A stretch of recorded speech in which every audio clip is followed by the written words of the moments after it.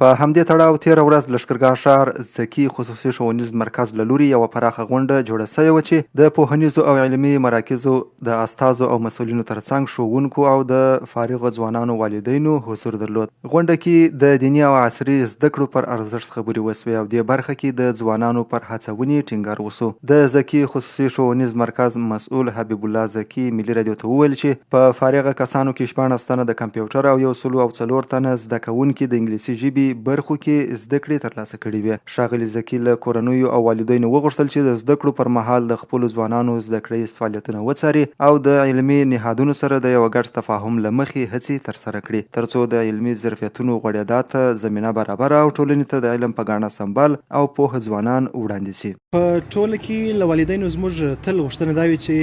د زده کړو په بهیر کې خپل ماشومان او ځوانان په ښه ډول تعقیب کړي، په دې خاطر چې یوازې پر ښوونیزو نهادونو ښوونځیو او کورسونو باندې تکیه کول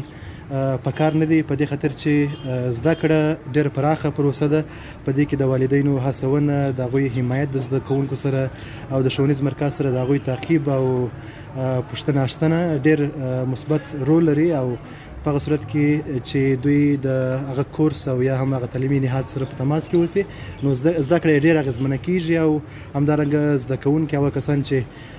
په هغه نهادونو کې زده کړې کوي نو خپلو زده کړو ته او هغه ټاکلو موخو ته چې دوی ځان لپاره ټاکلي دي په ډېر ښه ډول رسیدګي کولی شي. بلخوا د کمپیوټر او انګلیسي ژبې له زده کړو فارغ ځوانان وایي په ترلاسه کړو زده کړو بسنه نه کوي او غواړي لا هم دیني او عصري زده کړې ترلاسه کړي، د ځان، هیواد او خلکو لپاره د خدمت مصدر وګرځي. بل دا چې الحمدلله په یو اسلامي ماحول کې دغسې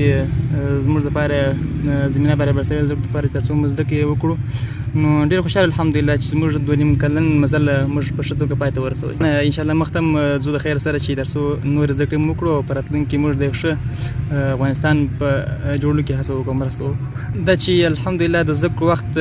لا هم خلک به وایي چې مثال زده کړې موږ نشو کولی، خو لا هم زده کړو لپاره وخت ډېر شته. زموږ دا هیله ده چې